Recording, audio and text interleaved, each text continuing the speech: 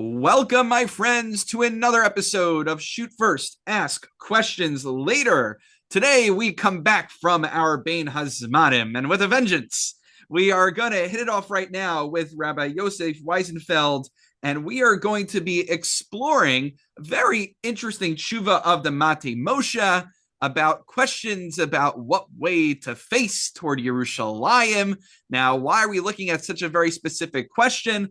I'll let our esteemed guest tell us about this in a moment. He is the Mechaber Sefer, the author of the Sefer Derech Ha'Ir, which is, we live, Baruch Hashem, in a golden age in which there could be a Sefer on any subsection of halacha. I was referencing in a shir a while back on Hilchos Siyumim. There's a Sefer Yom HaTova L'Rabbanan, mamash a whole Sefer on the laws of making a siyum. There's Svarim on Yom Tov Sheni Kehilchasa, and there's Svarim also on Lo Yilvash, on cross-dressing. And Rabbi Weisenfeld's making his mark on Jewish society, talking about questions about facing Yerushalayim. I'll ask you in a moment. I think what I find very interesting is I always thought that this is something that maybe can encapsulate an article, but an entire sefer. There must be a lot of things that I personally am missing, and I look forward to learning about it. I should mention also, by the way, that he's in Beis Medrash Gavoa in Lakewood, Ir HaKodesh, and is the Rosh Kollel of Aberdeen, New Jersey. Kollel, so a lot of many years of Torah learning accomplishments under his belt, and we look forward to learning about the Matai Moshe, about your Sefer Derech Ha'Ir. So maybe tell us about your book, about your area of expertise, and then let us know how it connects to our tshuva for today. Okay, thank you so much for having me here today. Absolute pleasure to be on the show. Yeah, I have to okay. give a shout out, by the way, to Rebari, your brother, who made the shidduch, by the way. So Okay, shkoyach to yes, him. He gets a shout out. yes. My brother Ari Weisenfeld is a phenomenal Jew that we are very proud of.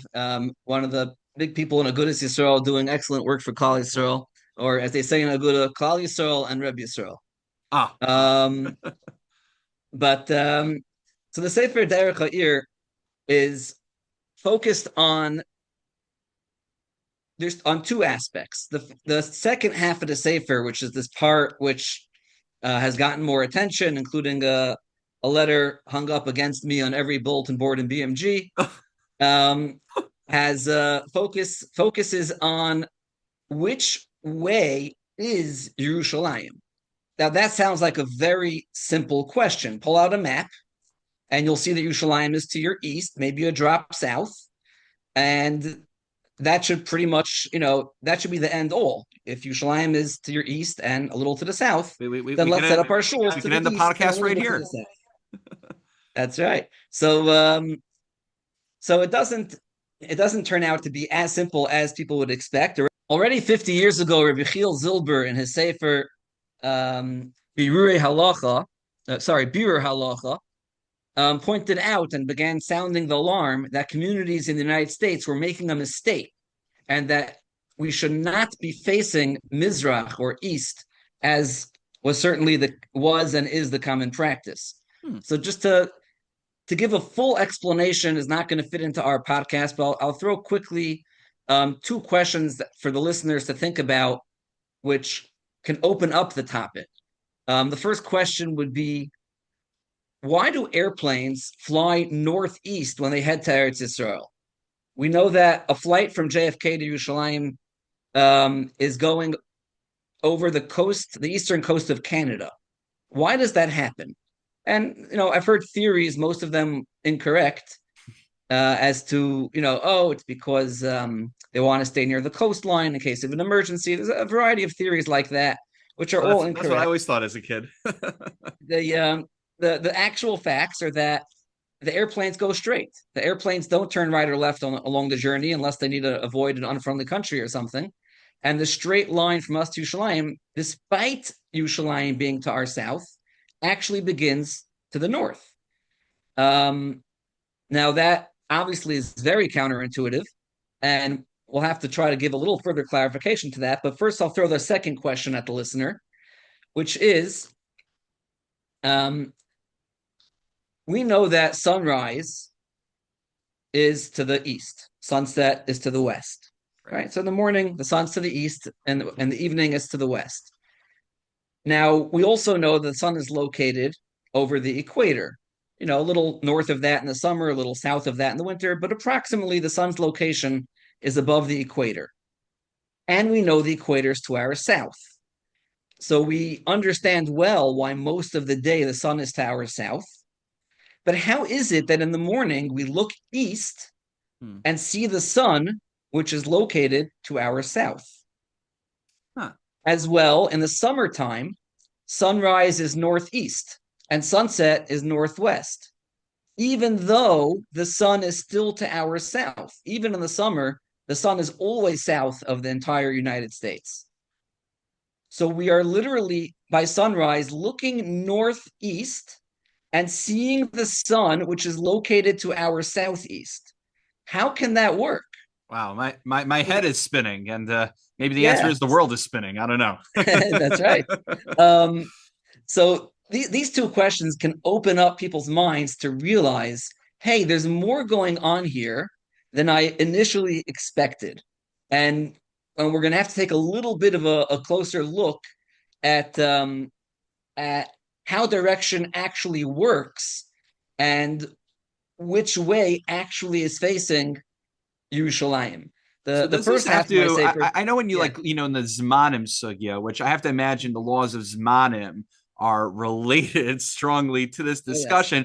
You always see, well, this shita looks at this degrees and that degrees and this degrees and that degrees, and I assume it all kind of factors into this. Do you want to just maybe give the quick synopsis if there's such a version of that? the people who are busy with Zmanim need to understand how direction works, because where the sun's location is, even especially when it's below ground, but still where it's located and how many degrees depressed it is off of our horizon will affect our zmanim.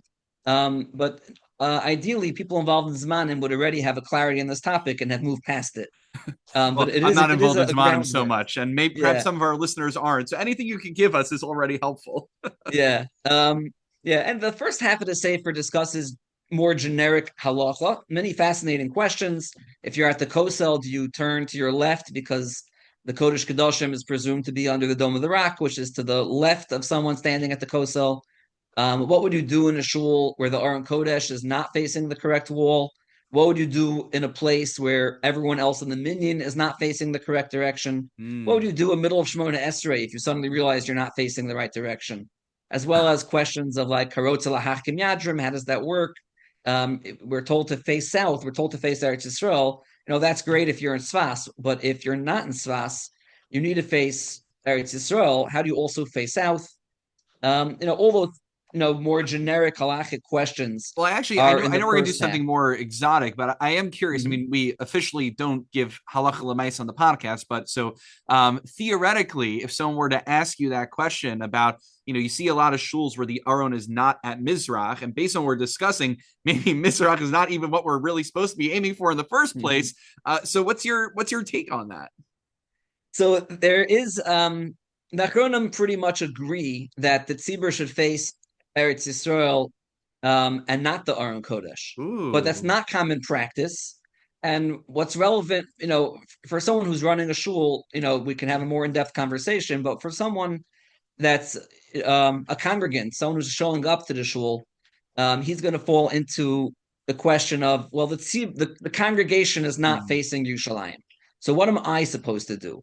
And while that is a machlokis in the Achronim, Americans, I think, would usually follow the Mishabura, and the Mishabura says that you should face the same direction that everyone else is facing. Right. I have to imagine that there's principles like not being Porish Min Hatzibur at play, that you shouldn't be doing something that goes against the norms of the congregation. That's another halachic value. But then Absolutely. isn't there There are also an idea that one's back should not be facing the Torah? For instance, when we get off the bima, we back up as if we're leaving the king. We're facing the Torahs as we go down, holding the railing, and hopefully not. If there's sakanas tefashos, that's another issue. But if there isn't, so how does one square those two things together? So there's a lot of talk in the Achronim about these topics, especially as it relates to not being different than the Tzibur, because some Achronim didn't agree with that idea in this case. They pointed, for example, to the fact that the Gemara says if you want to be wise, you should face south, and if you want to be wealthy, you should face north. So picture one guy who wants to be wise and another guy who wants to be wealthy in the same congregation, and they're going to be standing back to back. So some Achronim wanted to use that as evidence that it's not an issue in this case. But again, as far as the halal, we don't, as you said, the podcast is not for halacha l'maisa, so Right. you'll ask we'll put a link to the book in the show description. Yeah. So if people want the answers, discuss. they'll have to buy the book. How about that? Everyone can discuss with their Rav what to do practically, but I'll just inform the listener that the Mishnah Brewer's opinion is that you do need to maintain the direction everyone else is facing, even if it's not correct. You can turn your head, in the direction of Eretz Yisrael. Mishnah Brewer encourages that. And and that may possibly also make your chiropractor happy as well. That's another interesting element there. I know, we talk about in Hilchos Sukkah, Rosh Aruba V'Shulchano, the idea that if most of your body and your head is already inside, and you are considered inside, so what if my body's facing one direction, but I'm pivoting the other way? Okay, these are all details that you address. This is good to hear. All very much addressed, especially when it comes to Ha'Itz L'Hachkim Yadrim and a variety of other things. Beautiful. So this brings us to the tshuva for today, right? Yes. The Matai Moshe. I want to tell us about him. Yes. So we don't know a ton about the Matai Moshe, but a little bit we do know, and we know a bit more from his tshuvos. So his name was Rav Moshe Yosef Aronson. He was born in Salant, just 4 years before Rabbi Sol Salanter was born. And he was a Rav in several Polish cities in his younger years and came to the United States in 1861 at the age of 56. So he is from the earliest American Rabbanim. In 1864, at the age of 59, he became a Rav of Congregation Adas Jeshurun in New York City. Isn't that Yeki? I'm not sure if that one was. Okay. There was some, this gets into the politics that he dealt with or that he was involved with. But there had been a big breakaway right beforehand. And, he came to a shul where there weren't so many congregants left. So he became the Rav of a small shul as a newcomer to the United States, and quickly got into fights with local established Rabbanim. One famous fight that he had right away was with Rav Yehuda Middleman. Rav Yehuda Middleman was allowing bloodletting on animals before Shechita, and the Matai Moshe took issue with that. Now, the truth is that this was pretty normal, pretty established, and pretty, well discussed in previous tshuvos, and had a lot of allowance from a lot of different people. The Matai Moshe felt that in this case, it wasn't being done for the health of the animal. It was being done to improve the look or the taste of the meat, and that too much blood was being drained from the animal, creating a shaila that wasn't previously dealt with. Where it was being done for health, then it's unlikely to create a treifa question. But if it's being done close to the shechita and we're draining so much blood that the animal really can't survive, which again, the actual facts of the case were also in dispute. So Rav Middleman probably would have told us that there was not that much blood being drained. Well, this fits nicely with the topic of the tshuva, because there's the halacha and then there's the assessment of the metzias, of the facts on the ground, the data that we're looking at. That's absolutely true. So that was one fight he got into pretty quickly. And then he had a second fight with Avram Yosef Ash about the nusach of the get that he was using and other Rabbanim were using in New York at the time. One issue that the Matai Moshe had was that there was no uniform nusach. Each Rav was writing Gittin using the nusach that they felt appropriate. And you would have a scenario where if you had 3 people divorced, it would seem unlikely that all of them were divorced successfully. Because we wouldn't expect all these nuschos to be correct.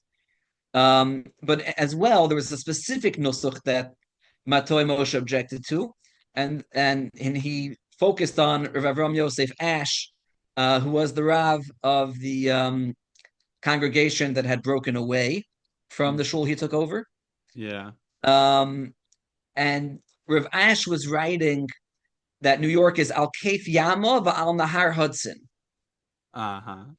The Matai Moshe felt that these rivers were outside the Tchum at that time and shouldn't be mentioned at all. Right. We should point out that for those not familiar, when writing Gittin, it's customary that we mention the body of water that's nearby that's taking place in. That's I believe an essential part of the get, if I'm not mistaken. Yes, yes. And if if any mention was going to be made, then he wanted a different mention to be made, a different river nearby.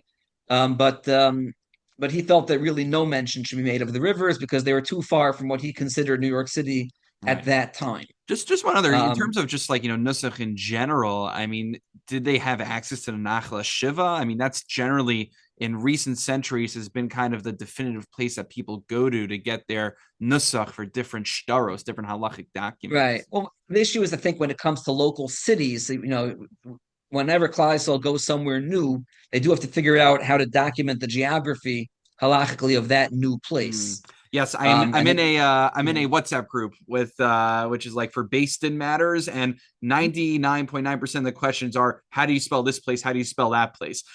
yes, I think there's a book out there. Someone has to create some sort of major database. master Yeah, database that has all this yeah, information. right. That would But save us a the lot risk of of Agmas databases. Nefesh.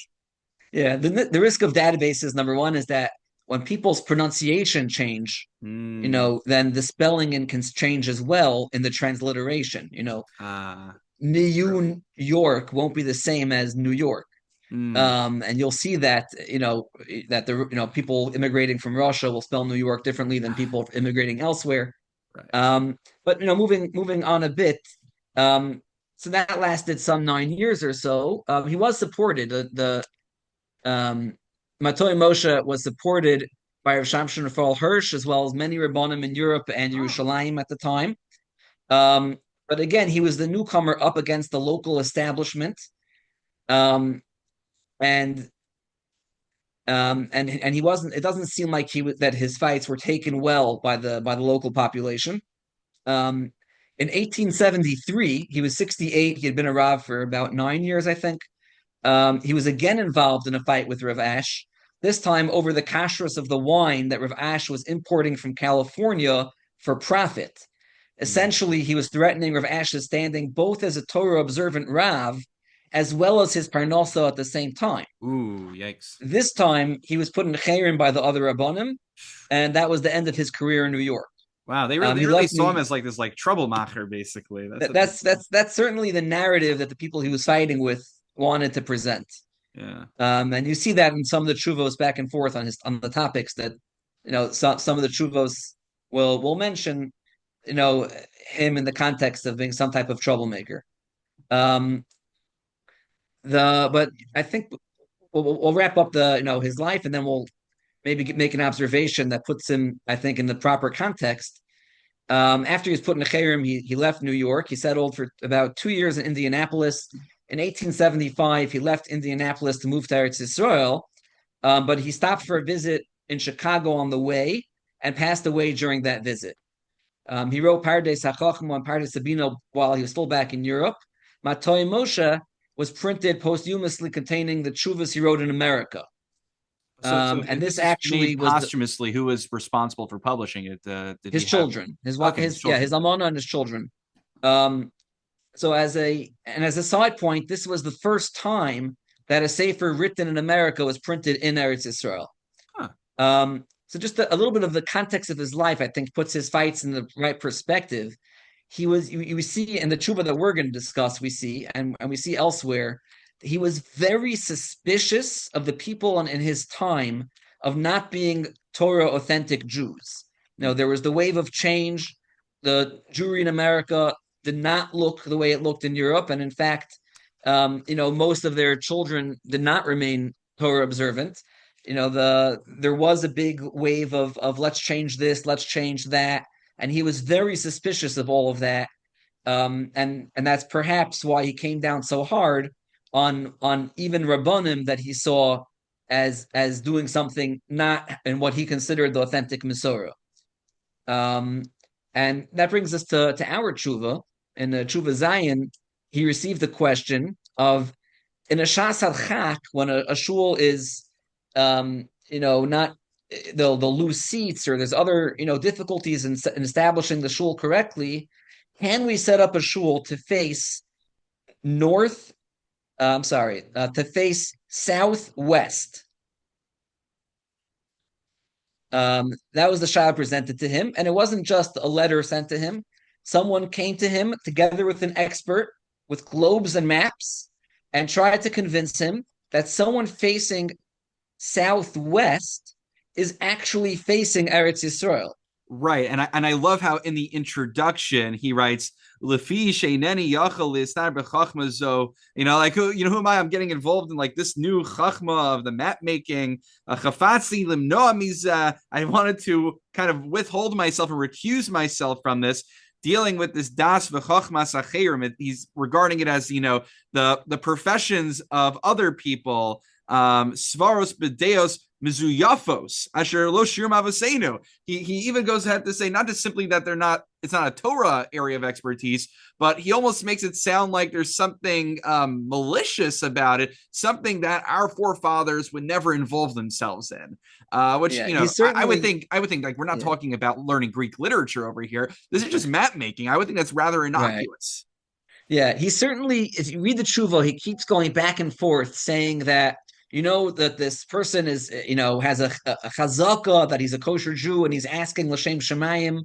But if he's not, then, and if he's misleading me with the facts, then it's not going to help him. My heter won't help him at all if the facts he's presented to me are inaccurate or misleading. He keeps going back and forth. You see that he wants to treat the person as a kosher Jew, but at the same time, he has a deep-seated suspicion that this new idea of not facing Mizrach, of not facing towards, Yerushalayim the way all the other shuls do, is not just because the shul had some difficulty and we have an expert that truly is telling us that southwest is a way that you can face Eretz Yisrael. It's also because of some lack in appreciation for the requirement to face Eretz Yisrael. Right. And if I may add, I think that this reminds me, it's not a perfect analogy, but it reminds me of the debate over Hagalas Kalim, about kashering Kalim. I think in the Tchumen journal in Eretz Yisrael years back, someone, I'm forgetting who it was, made an assertion that the modern day metal Kalim that we have, the way that they are manufactured is that they're so smooth and well made that you're not going to have flavors being absorbed into them. And so essentially, as long, maybe wait 24 hours, so it's Eno Ben Yomo, but there's no need to worry about koshering them anymore. And while in theory, like one could hear that argument that maybe the Metzias has changed, the ramifications of that are too great for us. It's too hard of a pill for us to swallow, that we'd essentially just be wholesale rendering huge swaths of Yoredea non-applicable anymore. So I wonder if it's like that, like I hear the svara, but you're just going to tell me like this whole entire, all these simanim and Shulchan Aruch no longer make sense nowadays? Right. So he does, he does make the point, and this is where things get interesting. They did clarify to him that it's not the shorter way to face Eretz Yisrael. The presentation seems to have been that the world is round, and therefore there are two ways to face Eretz Yisrael. One that's shorter, and one that's longer, but you will get there eventually. And he's okay with that. In the tshuva he responds that that's fine. It didn't bother him that it's not the shorter way to get to Eretz Yisrael, and not the way that you would travel if you had to go. He says, if it's true that I could stretch a rope from here to there in a totally straight line, and I'll get there, the rope, we'd be able to go without turning right or left, just a straight line from here to there. If I travel southwest, I'm gonna get to the Kosel, then that's fine. He says you don't even need the Shasar Chak. There's no issue whatsoever with facing Eretz Yisrael using the longer route. However, it better be straight. All these interesting questions that could emerge. If I am, on the moon or I'm in space somewhere, do I have to wait till the Earth, orbits so Yerushalayim is facing me, or could I go through the planet in that line? Like I'm just saying, want to expand the question even bigger. Yeah, sure. So what's interesting is that I don't know. It's very difficult to tell from the tshuva. Um, what is clear in the tshuva is the factual understanding that the Matai Moshe understood from the Shoel. Mm. What's not clear is whether or not that's actually what the Shoel intended, because there's two things here that are correct, and one that's not, which may make a big difference to the halacha. What is correct is that someone facing southwest is facing Eretz Yisrael. If you take a straight line, like I said before, the airplanes go northeast. That's and as well, it's true that because planet Earth is round, there are two ways to face any point. If I'm facing you now, electronically at least, and if I would turn around and face exactly backwards of you, then going all the way around the planet, I would still get back to the same place. Hmm. So yes, I can. There's a short way to face you and a long way to face you, but that is factual. That on a ball there are two ways to face any point. What Matai Moshe did not understand from the presentation is he did not understand that by facing the longer way, I have my back to the shorter way. Mm. He didn't understand that in a sense I'm turning my back on you, Shalayim. Oh, He interesting. writes he understood that certainly we have to face south because Yerushalayim's to the south. Right. The question is just southeast, which would be the shorter way, or southwest, which would be the longer way. Right? That's the actual Metzias on the ball, that to face directly in a straight line, which Matai Moshe wrote so clearly that he's insisting that it must be an absolutely straight line. Well, what's Um, your margin of error though? EF same. so there are Achronim that have that conversation of how close we need to be. But first, let's see where Eretz Yisrael is, where's the target, and then we'll figure out how close to the target we have to hit. Okay, good. So let's Um, so let's yeah, let's break it down. So what are the takeaways from this tshuva from his analysis that we should know? so my book focuses on the recent debate, which is referred to as the Rum Line versus the Great Circle debate. Where just to try to clarify those terms very quickly, the terms themselves are misleading, but a great circle is a straight line drawn on a globe. Take a globe or any ball really, and make a straight line from point A to point B. Right? Obviously, the line won't be straight like an arrow because it's going to curve with the ball. But I mean straight in that you're not turning right or left. If you shoot an arrow, if you drive your car without turning the steering wheel, that's a great circle route. That is a straight line. Yes, you're hugging the round earth, but you haven't turned right and you haven't turned left. Is that the line that essentially an airplane takes when it goes from Yes. America to Eretz Yes, Yisrael? the airplanes go straight, and that is a great circle route. Even though I'm Um, looking on the map and it looks like we just went super out of our way and could have cut more yes, time. yes. Now, if you take a map and draw a straight line, that is not a great circle line. That line is known as a rum line, assuming you've used the normal the maps that are regular to us today, which is the Mercator projection map.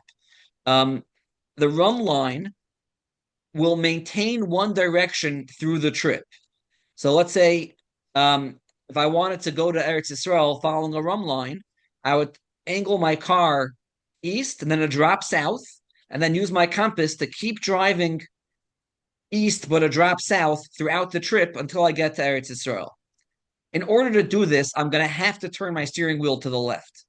There's no way I can do this driving straight. Where would I wind up on planet Earth if I just did that If without you're any facing adjustments? if you're facing east from if you're facing east from New York, you are going to be facing the Congo, which the All holy this time I've been davening to the Congo.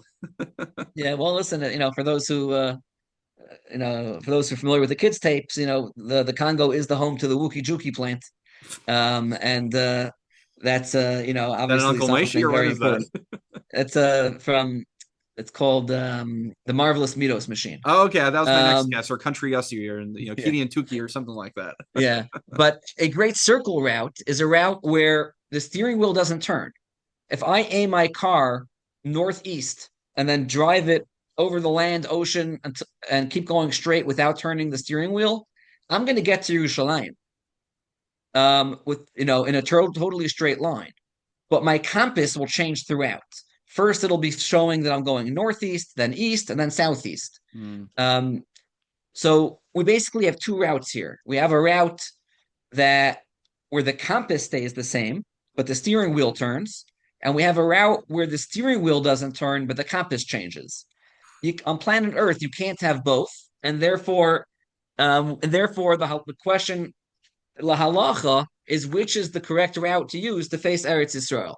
So there's a lot of evidence in the Achronim. In the book, I go through many Shulchan Aruch Harav, Yaivitz, Lavush. Many Achronim supported the Great Circle route, the totally straight line, even though some of them wrote specifically that this could mean facing north, even when you're in a place further north than Eretz Yisrael. Wow. So we're ignoring the compass. We're just focused on a straight line. The Matai Moshe is interesting because he assumed that since we're north of Eretz Yisrael, we're going to have to face south. So in a sense, he's writing something which would not work with the Great Circle, and one could be tempted to create a new opinion here and say that he would follow the Rum line. The issue is that he writes so clearly that we need a line that's totally straight, that doesn't turn right or left. Right. He in therefore, principle might acknowledge this idea. He just seems to be lacking a little bit of the Metzias over here. correct. And since he wrote the disclaimer twice so clearly in the tshuva that he's not the expert, and we should go to the experts and we should ask them which way will face Eretz Yisrael in a completely straight line, as if I have thrown a rope or a measuring stick from here straight to Yerushalayim. So we see that in principle, he will agree with the Great Circle, which would be northeast from New York, or southwest. So Lamaisa, just taking its practical implications over here, it sounds like, according to this analysis, most shuls here in America, at least, or maybe throughout the world, are davening to the Congo instead of to Yerushalayim. I mean, we're all davening to God, I guess, in the end of the day, which I think he makes a point toward the end of the tshuva that there's no, mechitzas barzal ein mafsik ben yisur lavim shabashamayim, that in the end of the day, HaKadosh Baruch Hu is going to hear our prayers one way or the other. But if the whole point is we're trying to face the right direction, fact, may as well get it right. Sure, the Brisa and the Gemara, which introduces these halachos, starts with the line that Misha Eino Yochel Lechavenes Aruchos Yechaven Libo La'avish Bashamayim. That someone who is not able to determine directions and which way actually faces Eretz Yisrael, his responsibility simply is to know that he's davening to Hashem. But the issue is, for someone like me who doesn't have that good kavana, maybe I do need to make sure I'm facing the right direction at least. Perhaps. I need something going for me. Yeah. So as far as the Matai Moshe specific heter allowing us to face the long route, the southwest route, so that's debatable. Would the Matai Moshe have said you could do that, even if he would have understood that means turning your back on the shorter route to Yerushalayim? Wow. If someone's at the Kosel and turns around and faces backwards, can he say I'm facing the Beis HaMikdash the long way around? We'll say no. There's Psukim in Yecheskel that Hashem was very upset with people that turned their back on the Beis HaMikdash. Right. So I remember there's a Mishnah toward the end of Maseches Sukkah that talks about how our forefathers they sinned and they turned their backs to the Mikdash, but we're going to face to the Beis HaMikdash to HaKadosh Baruch Hu. Yes, very much so, and that's the Achronim quote that and its relevance to halacha in some scenarios, as I discussed. That's good. Now it explains why it's in the Mishnayos there. It's not just hashkafik. There's a halachic implication over there. That's good. Absolutely. So this is both. This is a mind-bending discussion, and I guess what we might say a world-bending discussion. Yes. So you got to earn my rabbinic paycheck. And in the Sefer, I do encourage people to have a globe available, and the Sefer also includes many, many pictures, which I hope will help people appreciate the metzias of this question much more quickly than an oral conversation ever could. A picture is worth 1,000 words, but in this conversation, it's probably worth 1,000 paragraphs. It's essential. Is there anything else, just either about your sefer or about your research, that you want to let our listeners know as we conclude? I'll just make the point that right now we're approaching the 9 days where we're turning our focus to to Yerushalayim and to both what that means for us historically and our hopes for Yerushalayim in the future. And I think that learning this particular sugya Mm. is a way that someone can implant in his own mind that, as every day, 3 times a day, we get up to daven, and everyone, especially if you're out and not in a shul, everyone turns to each other and says, "Which way is Mizrach?"